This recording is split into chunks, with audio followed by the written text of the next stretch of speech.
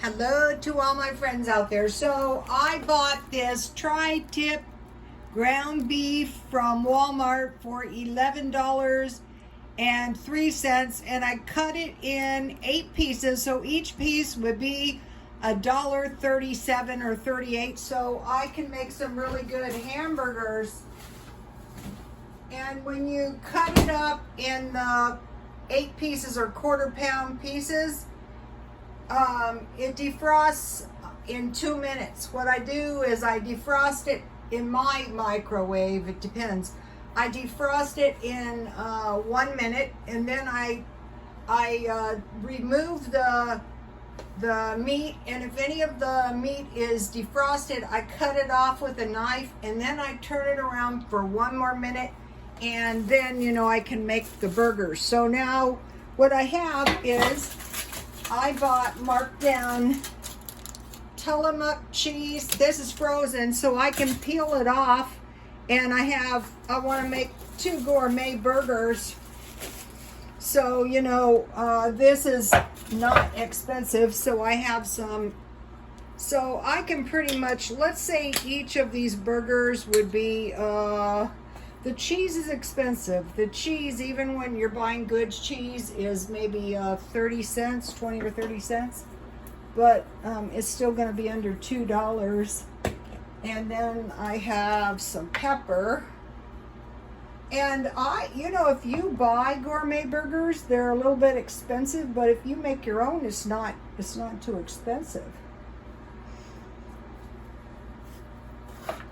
And then I think I'll put the onions on first. You have some green onions, so I want to put those on, because those taste good if they're not too overpowering. And then I want to put the cheese on, and I'm going to take the back of a spatula and these burgers are not going to be microwave. What I'm going to do is I'm going to put some oil. I have corn oil, so that is what I'm going to use. And so I just want to embed my cheese good in my burgers. See how this is going to give me a tasty gourmet burger that doesn't cost a lot. It really doesn't. And then I bought hamburger buns for 25 cents for a package, and I put them in my freezer.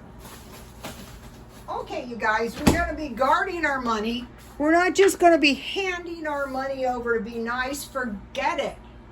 I can either broil these, but that would be hot, so I will fry them in a pan. And I want to encourage you guys, watch your money. Now, the latest prediction I heard was not transitory inflation, 50% inflation on food, and then it will stay there. I go, oh, that's nice.